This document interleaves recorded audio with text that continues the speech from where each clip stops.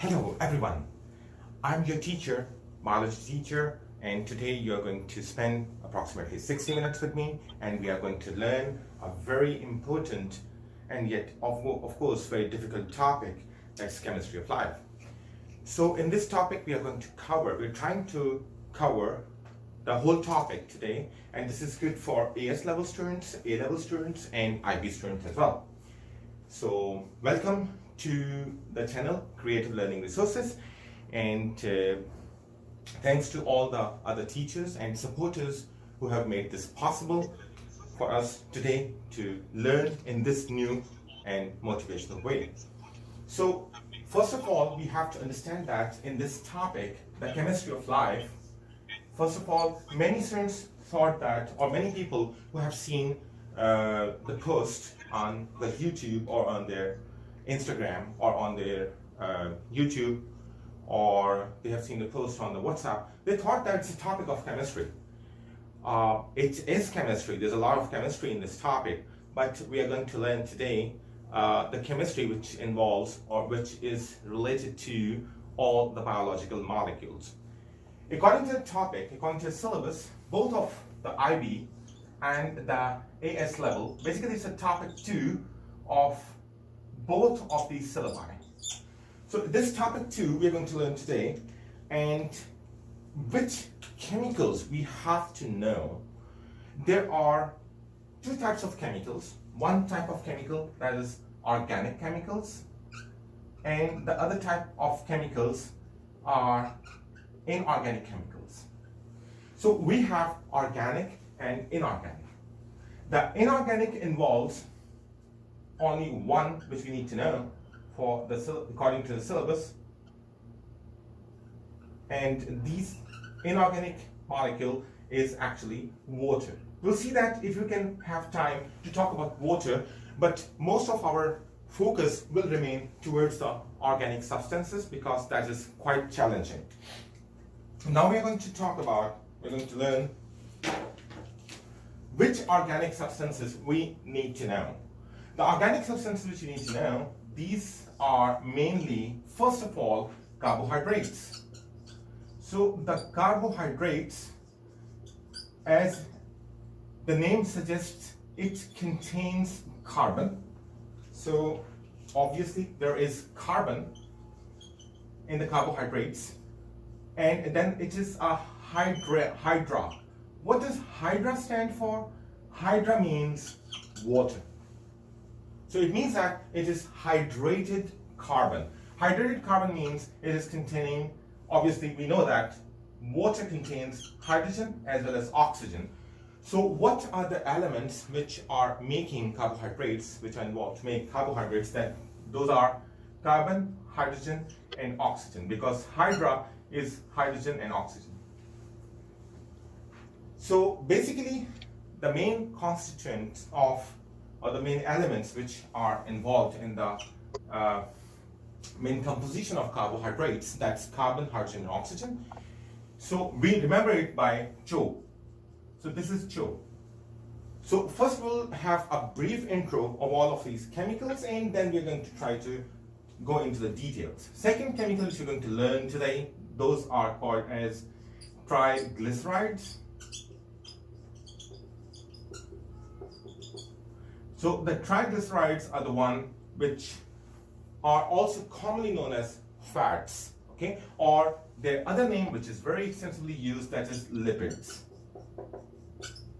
So remember that lipids are basically of two types.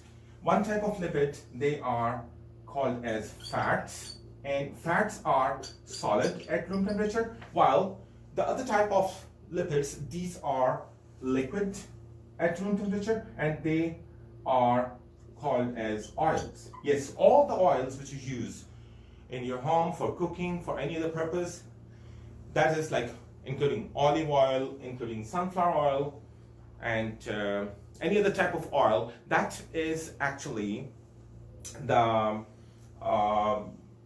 triglyceride. That's a type of triglyceride. And what's the main composition of triglyceride? Triglycerides also contain carbon, hydrogen and oxygen. So the CHO is true for both carbohydrates and triglycerides. Then how come they are different? They are different because the triglycerides, they contain very little amount of oxygen. So it means that the ratio of oxygen to the other element is pretty low in triglycerides and lipids.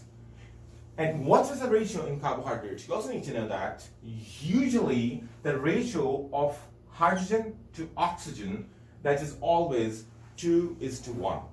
So the ratio of carbon may change. This could be different, could be the same as oxygen, or slightly different than oxygen. So it could be same, could be slightly different than oxygen, but the carbohydrates contain the hydrogen to oxygen ratio always 2:1, always. That's true for all carbohydrates. On the other hand, the triglycerides, they contain comparatively much less oxygen. So triglycerides contain much less oxygen. So what are the other characteristics of these compounds that we're going to see later? So now we are heading towards the intro of the next molecule which we need to know, and yes, of course, extremely important, which are proteins. Okay. So proteins are the next one. Extremely important, very vast topic. I'll see that can we cover that today or not. I'll try to do that, but it all depends upon our 60 minutes with Mr. Adeel. So here we're going to start off with the carbohydrates. Carbohydrates, we know that. If I ask you what are carbohydrates generally, so you're going to tell me carbohydrates mean, carbs mean something like sugary, something like which is present in pastries, which is contained in pasta and rice and all these things which contain starch. That's true. Everyone knows about carbs, but there are many things which we are going to learn, and we are going to dig deep down into the carbohydrates today. So the carbohydrates basically are of three categories, or three types. And these three types, we can categorize them as calling them, first of all, the monosaccharides. This is monosaccharides. Monosaccharides are the carbohydrates which contain only one saccharide. Saccharide, what's a saccharide? Saccharide means a basic unit. One basic unit. What is that one basic unit? Mono stands for one, and saccharide means basic unit.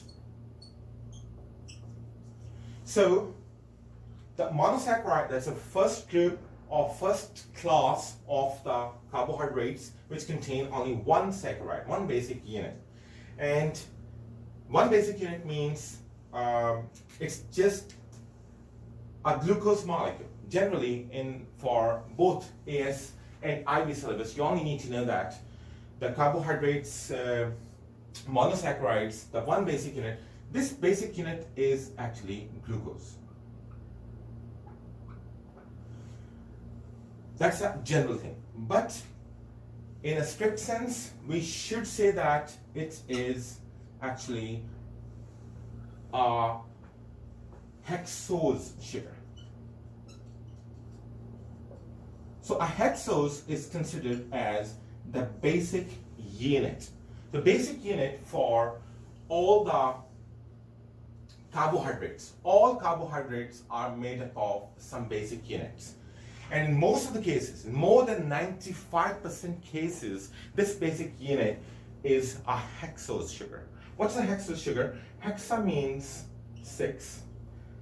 Ose is used to describe sugars. So usually if you see the word ose at the end of anything, so that is actually the sugar. So you can say, like if you find a person very sweet, you can say that you are ose. So like Muhammad Ose means Muhammad is very sweet. So that's sugar. So hexose, this is the 6 carbon containing sugar. Hex means, or hexa means 6. And 6 carbon containing sugar means the formula is C6H12O6. This is a 6 carbon sugar. That's a general formula for a hexose sugar. Is this the formula for glucose? Yes, it is. It is the formula for glucose as well. But is it the same chemical or molecular formula for some other types of molecules as well? Yes, that's true. It could be the, you can say, molecular formula of the other types of hexose sugars. So this hexose class is a big class which contains 6 carbon containing sugar, which also involves, other than glucose, we have fructose and we have galactose. So it means that we need to know about 3 hexose sugars. So the hexose sugars are of 3 types, which is including the glucose, which is including the fructose and galactose. We need to know the detailed structure of glucose, and the detailed structure of glucose we're going to see right now in a minute. If we look at the glucose molecule, first of all, we have to understand one thing, that what are these molecules? This is one type of hexose, this is another type of hexose, and this is the third type of hexose. The 3 types of hexoses, which all share the same molecular formula. The molecular formula is C6H12O6. So the molecular formula is same for these 3 molecules. So such molecules which are having the same molecular formula, they are called as isomers. These are isomers. There are 3 isomers of the hexose, or of having this molecular formula. We need to know the details of this according to our syllabus. So we are going to learn that how does a glucose molecule look like. Also understand that the structure of glucose molecule is 2 types of structures. One is the linear. The linear structure, it is not in our syllabus. We don't have to look into that. The other is cyclic. We need to know the cyclic structure.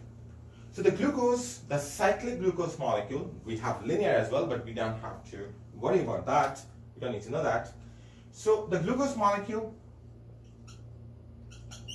the cyclic structure, it is of 2 types. What are the 2 types? Alpha glucose and we have beta glucose. So the alpha glucose and beta glucose, these are the 2 types of the glucose molecule. And what's the difference between them? First, I'm going to draw the alpha glucose for you. And this drawing, you're going to see that it's a complicated structure. As we know that glucose is having a molecular formula C6H12O6. So, first of all, we have to draw 6 carbon atoms. How?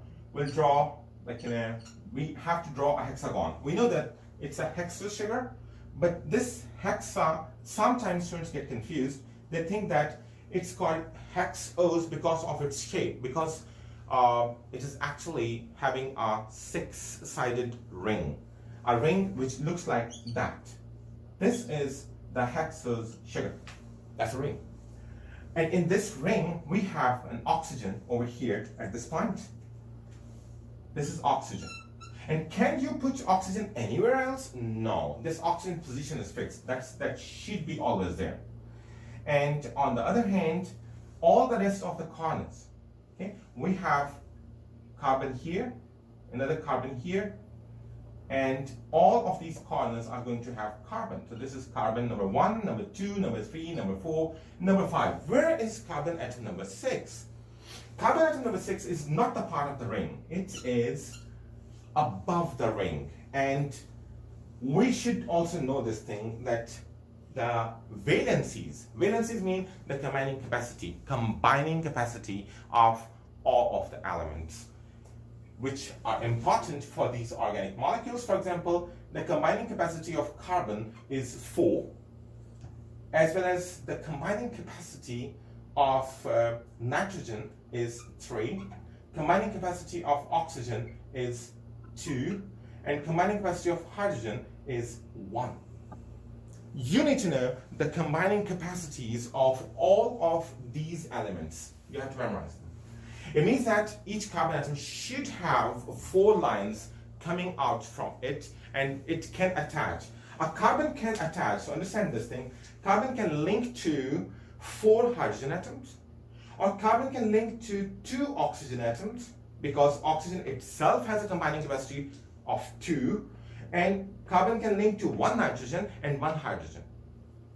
Can carbon link to 1 nitrogen and 1 oxygen? No, that is not possible, because then carbon should have a combining capacity of 5, which it doesn't have. So carbon can link to oxygen, 1 oxygen molecule and 2 hydrogen atoms. Okay, so 1 oxygen molecule means 2 oxygen atoms over here. So carbon can link to up to 4 of different other elements. Over here, we can see that we are seeing this carbon is linked to, with this red line, with this oxygen, and with this red line, with this carbon, which is carbon atom number 2. We should always understand that numbering is like this. This is carbon atom number 1, carbon atom number 2, carbon atom number 3, number 4, number 5, and number 6.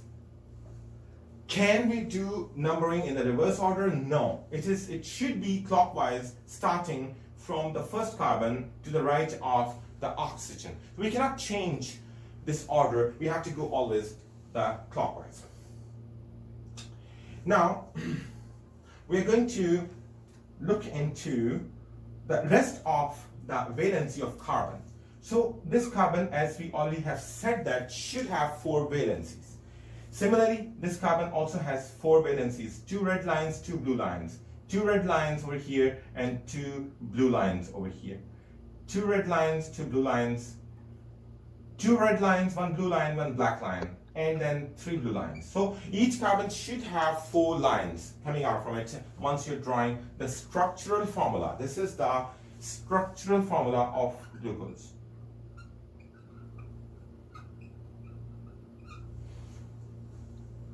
And what are the things that are attached to this, this first carbon?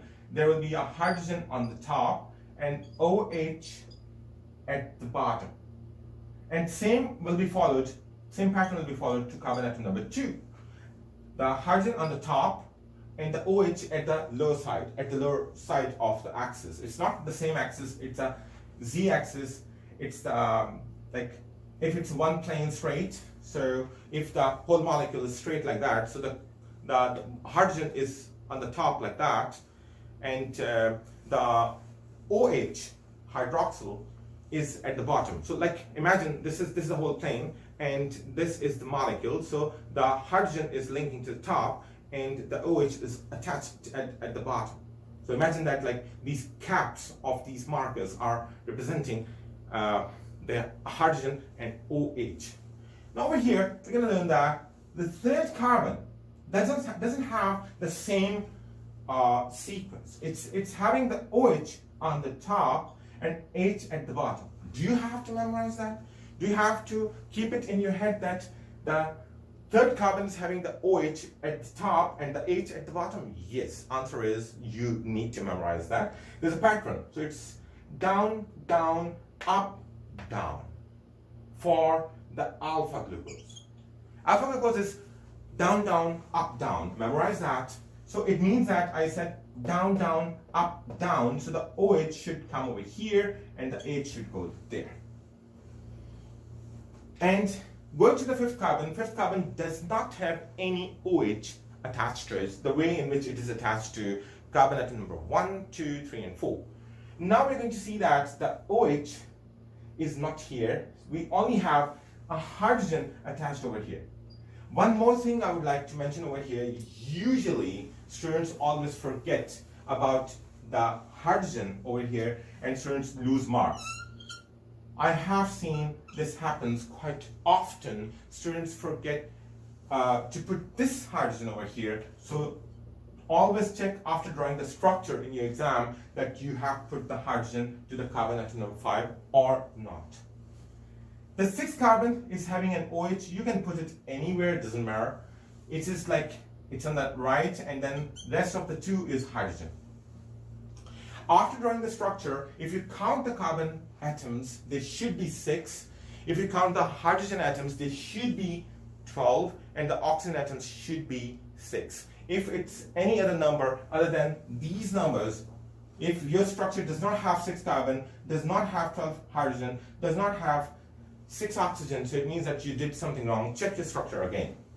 This is the structure of alpha glucose.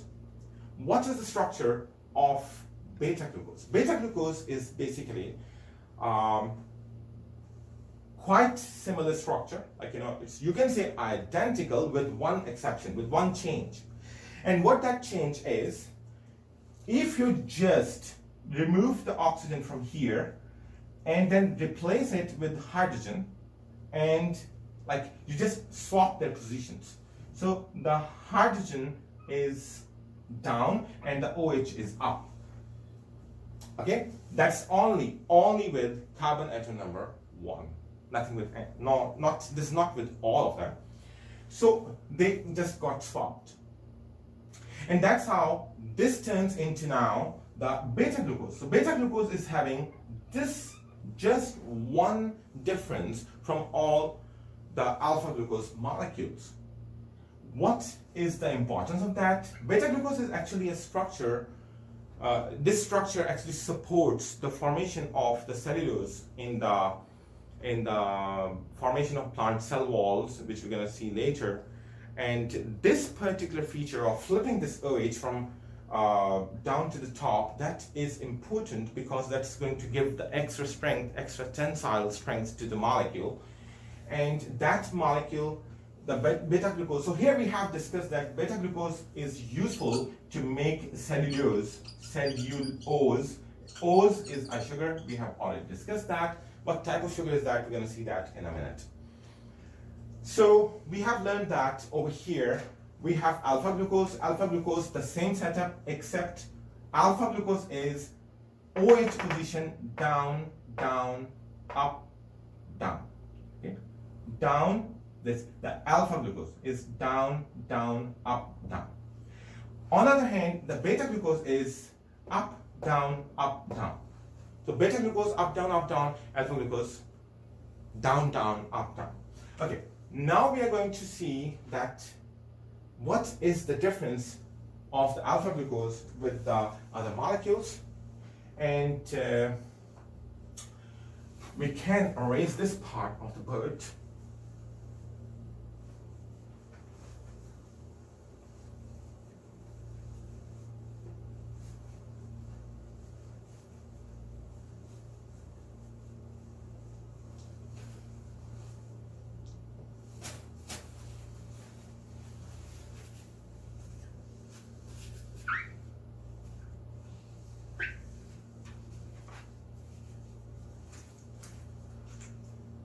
Do we need to know the structure of fructose as well, as we have seen the alpha fructose and beta fructose? That's not in the syllabus.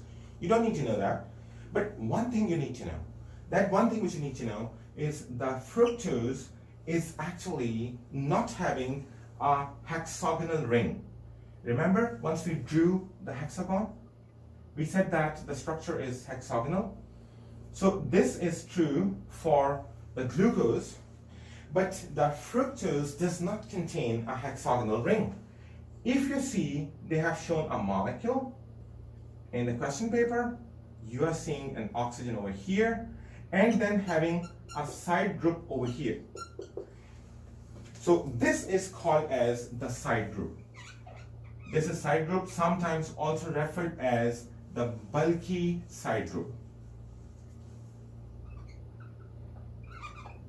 And it has its own implication.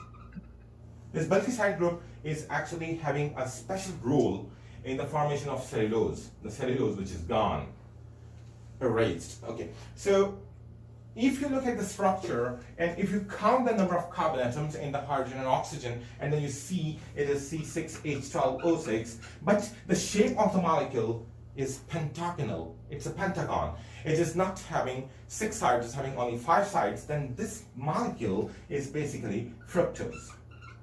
You don't need to go into the details of this molecule, but you just have to remember that this is fructose, and this molecule, if its molecular formula comes C6H12O6, then it is glucose.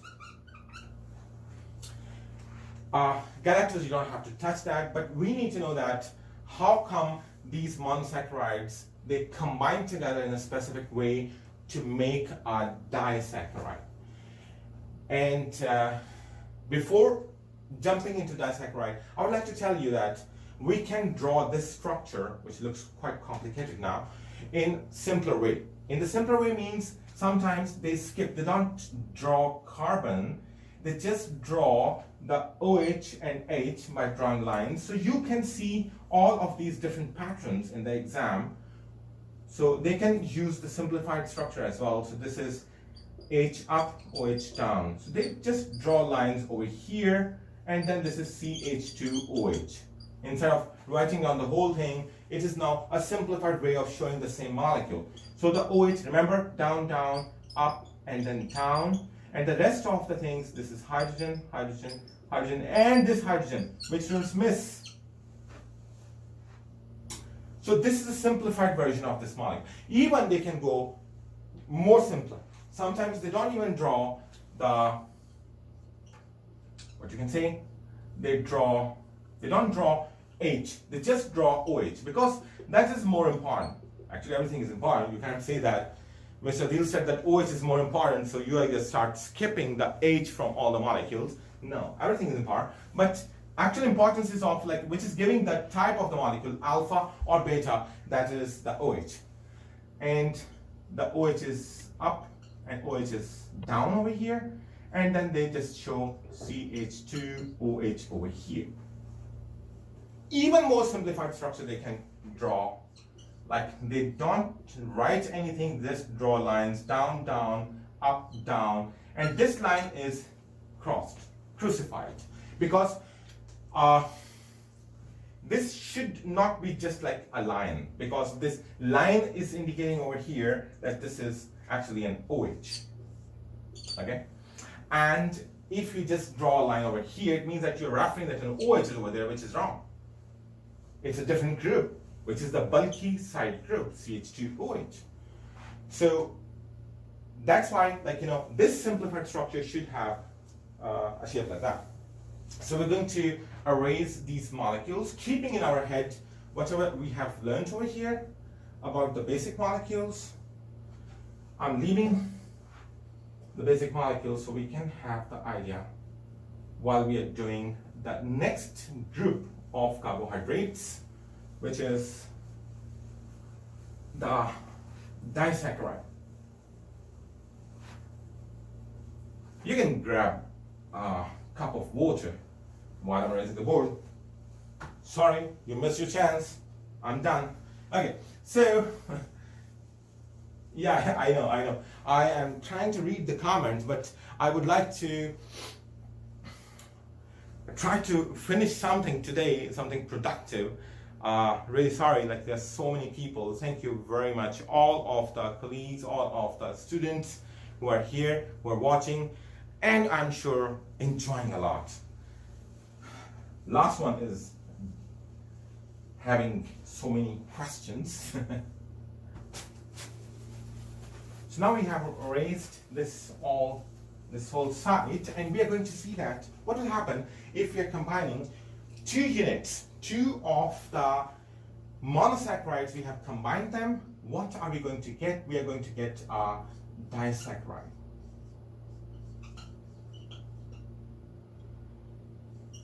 A disaccharide means, means 2. It means that 2 basic units. And the saccharide is the basic unit. Di is the 2. So there are the 2 basic units over here. So saccharide means the basic unit.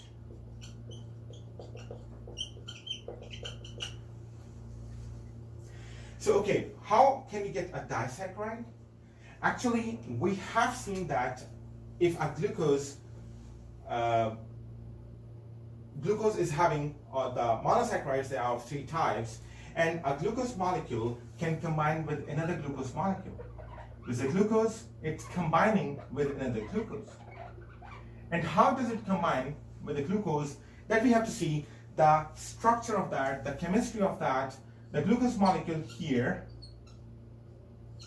let's say I'm going to draw a simple structure. So this is OH down, this is H, this is OH down, this is H, this is OH up, this is H down, this is OH down, H up.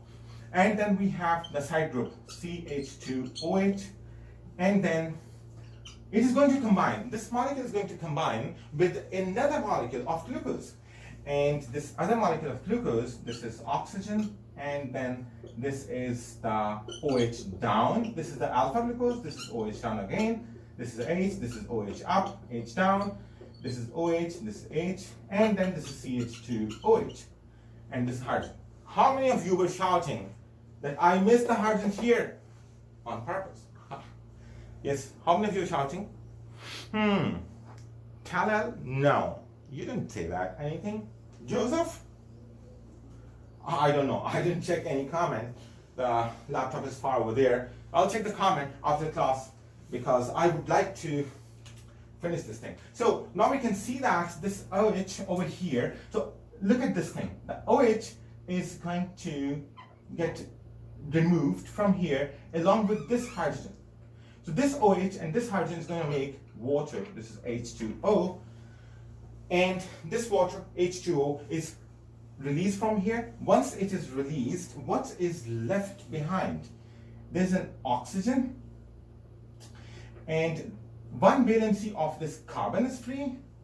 This carbon which we have over here, one valency of this carbon is free, and one valency of this oxygen is free. Let's say draw this oxygen a little bit like that. Now, the two basic units, they are combined together. And when these 2 units combine together, what do we get? A glucose and glucose. This is the alpha glucose. It's combining with the alpha glucose. And we are going to get which thing? Yeah, so this glucose combining with another glucose molecule, identical molecule like that. So you need to memorize that glucose combining with glucose. What are we getting? We have disaccharides of 3 types. We have fructose, not fructose, it is, sorry about that. We are talking about disaccharide. So we have maltose, we have sucrose, and we have lactose. Maltose is the malt sugar. The malt sugar means this is the one which we're going to get. The alpha glucose combining with another alpha glucose, and we are going to get maltose along with the release of water. Don't forget that. Water is released from here. This H was missing. Remember? So this is H2O over here. And then we got the maltose over there. And this maltose is, what is the molecular formula of this maltose? How can we figure it out? Okay, we can figure it out.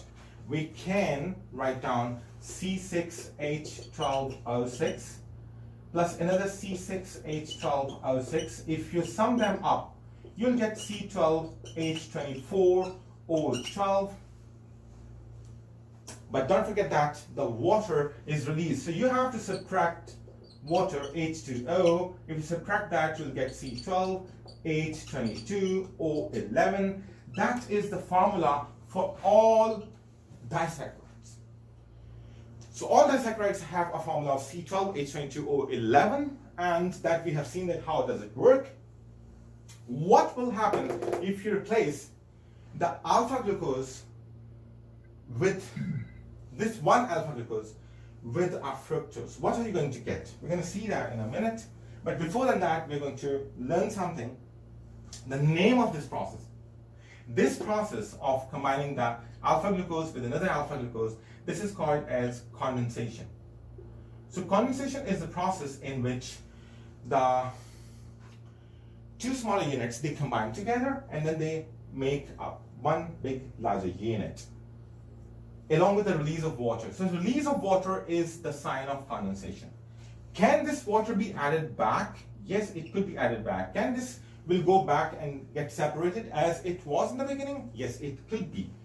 So if this process happens and then the two molecules, they get separated by the addition of water, we call it hydrolysis. Hydrolysis.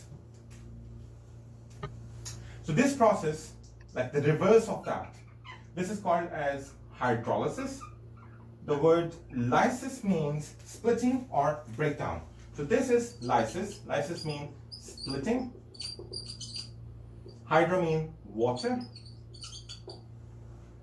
So is it splitting of water? No, it's not splitting water. It is the splitting of a larger molecule with the help of water.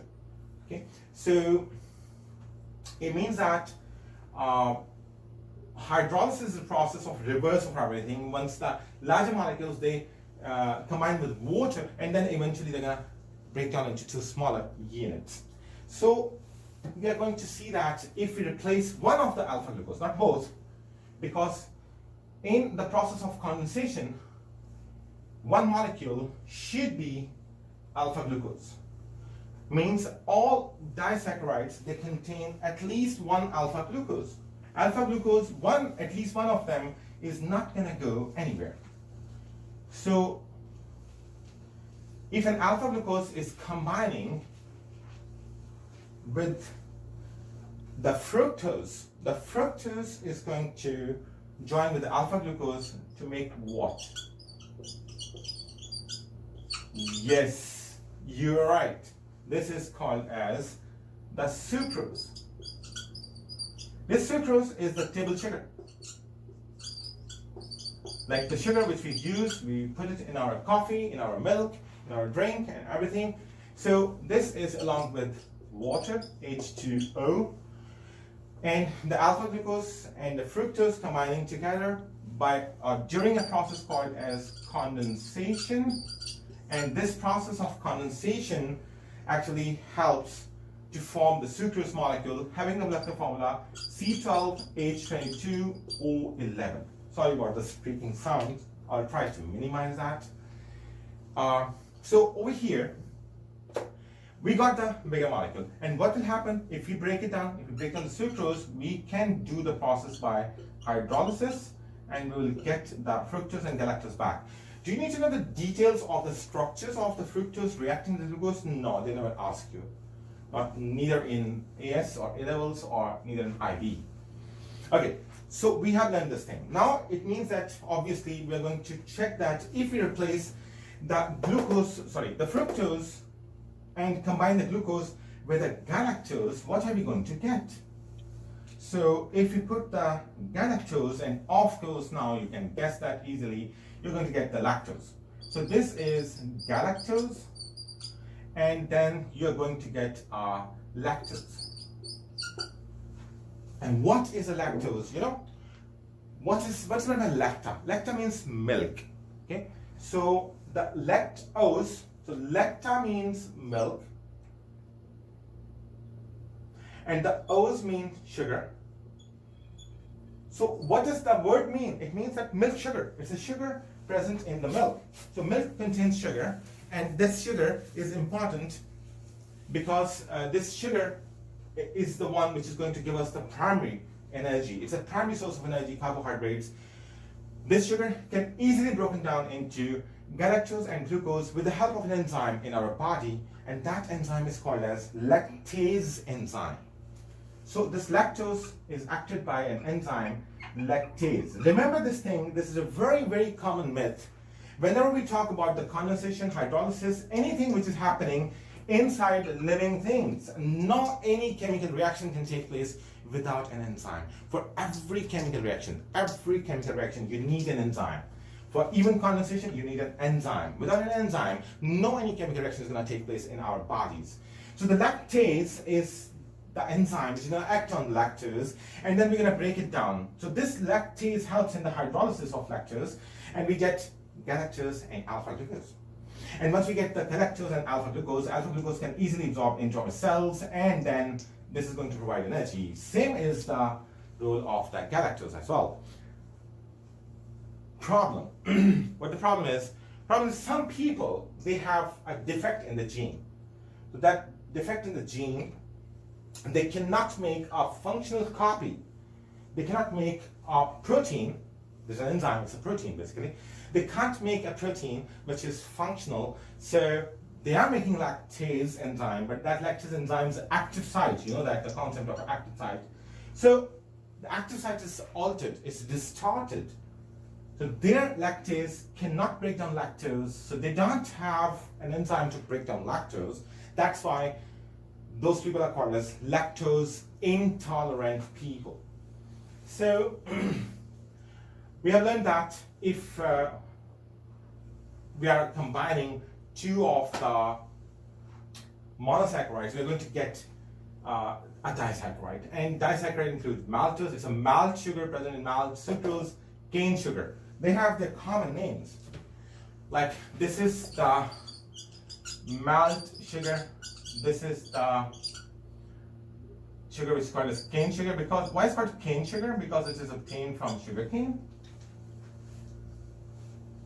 So we're going to erase all this and we're going to see that what is polysaccharide. So we have learned that we'd like to erase everything so we can have a fresh start. Okay? And again, you missed your chance to grab a cup of coffee.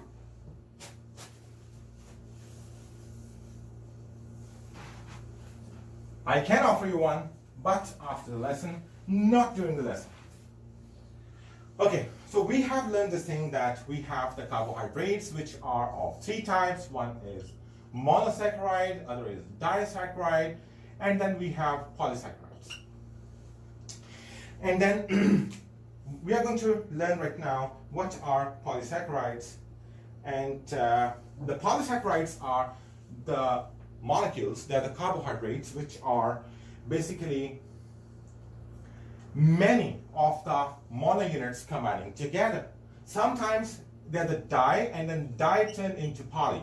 The word polysaccharide, we have learned that saccharide means the basic unit. And the poly means many. So there are many basic units combined together, and then we are getting the polysaccharide. Polysaccharides, which you need to know, there are three mainly. One is called as starch, and the other is called as, what you call it? The glycogen. And the third is cellulose. We already talked about the cellulose briefly. I told you that what's the cellulose. Cellulose is a molecule which is made up of, the basic unit is the beta glucose. So that's a beta glucose. And these two are made up of alpha glucose. So we have the alpha glucose as well as the beta glucose molecules which are combining to make what? The starch and the glycogen. So basically starch is, you have to learn this thing, starch is present only in plants. So plants contain starch. Plant cells, they store their extra carbohydrates. Whenever they make carbohydrates, plants are making carbohydrates in the leaves. This is a very bad leaf. I think the worst leaf I have ever drawn in my life. Okay, so yeah, this happens once, like, you know, so many eyes are looking at you. This is the leaf, and once the light falls on it, it is going to make glucose. But then this glucose is not remain in the form of glucose. This glucose is converted into sucrose, which is a disaccharide, and then this is transported to the other parts of the plant. On the other hand, this particular, what you call, AC is not working. because it was too much noise. I checked it before the recording because noise of the AC, it could be too annoying for you people, so I just switched it off. It's hot. Okay, so the sucrose is basically formed, and this is the transportable form. This is the transportable form. We transport what you call carbohydrates in the form of sucrose, and then some of the glucose is converted into starch. And starch is the storage. Whenever plant cells need to store the carbohydrates, they have to store it in the form of starch. So starch is the storage form. And what is starch? Thousands of monosaccharides. So basically, starch is thousands of alpha glucose molecules, unlimited. There can be literally thousands of them, which are going to combine together. Of course, they're combining together by condensation. So starch is like, let's say this circle is representing an alpha glucose. It's an alpha glucose plus alpha glucose. We already have said that starch can only contain alpha glucose, can never have beta glucose. Same is the case with the glycogen. So this is the alpha glucose, alpha glucose, alpha glucose. There's thousands of them. Continue. And then focusing on the starch, you have to understand that the starch is basically made up of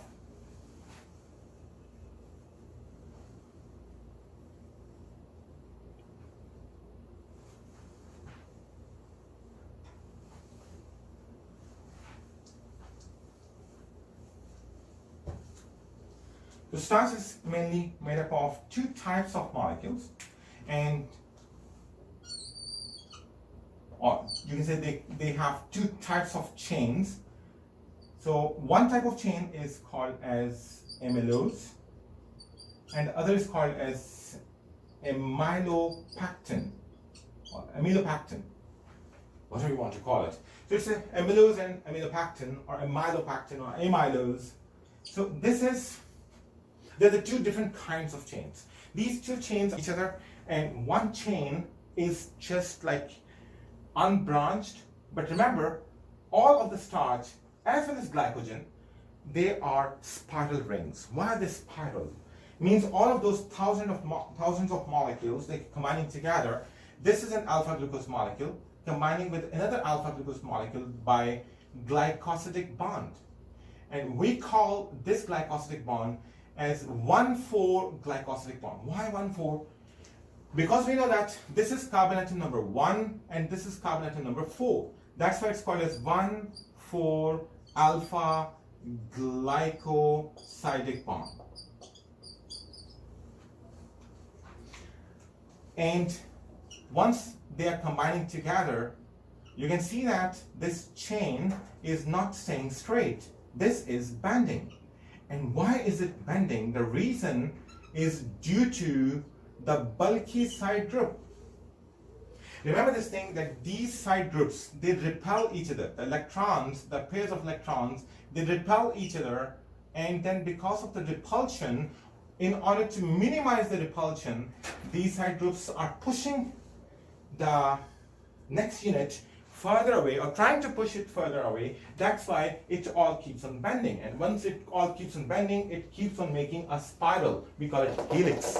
So they are helical. The whole starch is helical. It's helix.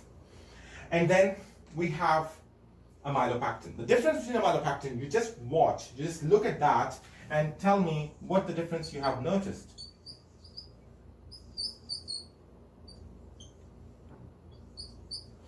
Yes, you could figure it out that it is having branches over there. So this is branched. This is a branch emerging out from there. This is a branch over here. This is a branch. And how come this branch formed? A branch is formed once another alpha glucose start a new chain in this direction. Let's say attaching over here. So I'm going to show the branch in a different color. Which color would you like? What? Blue? Okay, thank you. Fine. I'm going to use blue because you suggested that. So this is the, what you call, another like chain started this way. This can also this can also go for unlimited length, and then, this is spiral. This spiral is going to be for amylose, but no branching. This branching is not possible in amylose type of chains. Amylose types of chains, they just make up only 20% of starch. Remaining 80% of starch is actually amylopectin. So once we move further, we can see that this 20% of the starch made up of amylose has only unbranching, means the chain we have shown in black color. Amylose can never have this side branching. It's impossible. And what you call amylopectin is the one which is having the side branches. And if you notice that the side branches are appearing at attaching to carbon atom number 6 and carbon atom number 1. So this is carbon atom number 6 and carbon number 1. They are combined together, and this bond over here is called as 1,6 alpha glycosidic bond. That's 1,6 bond. And this 1,6 bond is formed to make the branch. So it means that amylopectin is having 1,4 and 1,6 alpha glycosidic bonds. This is 1,6, the one which is giving the branch. This line is here for no reason. Okay, so amylopectin is more compact. They can ask you, the question may come, they can ask you that how is amylose different from the amylopectin, what are the major differences, and all that stuff. So the main differences between the amylose and amylopectin, this is they are unbranched, only makes up 20% of starch. They only have 1,4 alpha glycosidic bond, no 1,6 bond here, less compact. And the amylopectin makes approximately 80% of the starch, and then these molecules, they are having 1,4 as well as 1,6 glycosidic bond, and they are more compact, and they're having branches. So they are branched, 1,4, 1,6, both glycosidic bonds, more compact. Now, understand that the next polysaccharide which we have learned, that is the glycogen. And the glycogen is the polysaccharide which is formed in the cells of animals. So the animals, they store their extra glucose in the form of glycogen. Animal cells don't store starch. And the third one is, we have learned that, that's cellulose. And that cellulose is making the cell wall. So basically we have starch and we have glycogen and we have cellulose. We already have discussed that the cellulose is made up of beta glucose. The starch and glycogen are made up of alpha glucose.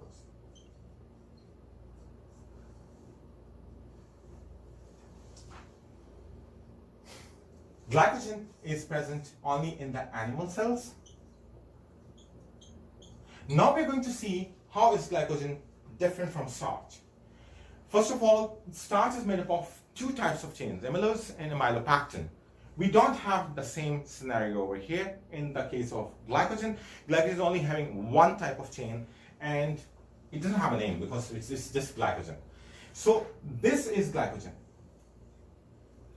So I'm going to draw glycogen over here and I'm going to draw amylopectin over here. And you are going to pick up the differences between them. Not now, hold on, hold your horses.